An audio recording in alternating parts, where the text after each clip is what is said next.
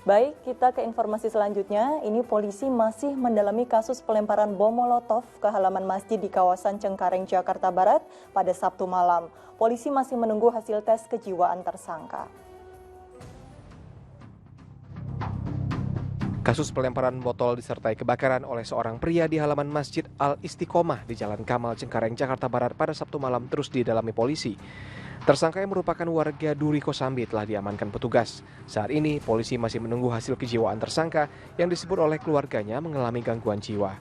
Bagaimana hasilnya tentang si pelaku ini nanti kita tunggu karena harus diobservasi dulu di psikiater. Karena yang berhak mengatakan dia sakit jiwa atau bukan adalah dari ahlinya nantinya, dari ahli psikologi itu ini semua. Kasus pelemparan botol disertai kebakaran di halaman masjid terekam jelas di kamera pengawas atau CCTV. Tersangka ditangkap warga sesaat setelah melakukan pelemparan botol dan kini kasusnya ditangani Polres Metro Jakarta Barat. Don Vito Samarta melaporkan dari Jakarta.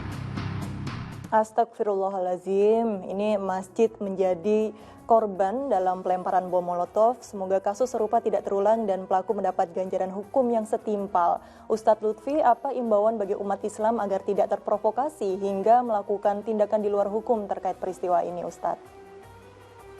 Astagfirullah, kita sangat menyayangkan perilaku apapun tidak layak dialamatkan ke masjid, dialamatkan kepada kerukunan antar kita sesama bangsa ini.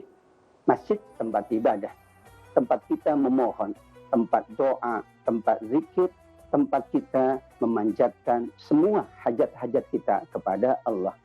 Sehingga disebut memakmurkan masjid, menjaga keindahannya, menjaga ketenangannya, kekhusyuannya dalam beribadah. Tulis itu.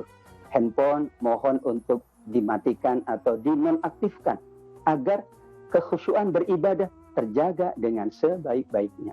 Bagaimana mungkin kita menjadikan objek tempat ibadah itu sasaran perilaku yang tidak terpuji.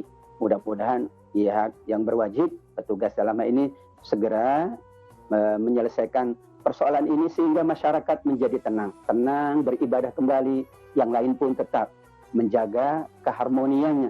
Ini kita khawatirkan bukan tanpa unsur yang lain, tapi mudah-mudahan semuanya tetap tenang, serahkan kepada pihak yang berwajib, dan kita yakin, insya Allah, jika kemudian dengan kelapangan, dengan ketenangan, dengan saling husnuzan antara kita, maka hal yang demikian tidak akan terulang untuk yang kesekian kalinya di rumah Allah Subhanahu wa Ta'ala, insya Allah. Baik, insya Allah percayakan kepada pihak yang berwajib, umat Islam agar tetap tenang dan percayakan bagaimanapun nanti hasilnya apakah pelaku ini benar-benar mengalami kejiwaan yang buruk atau tidak, karena memang riwayatnya pernah dirawat begitu ya informasinya di Rumah Sakit Grogol, di Rumah Sakit Jiwa.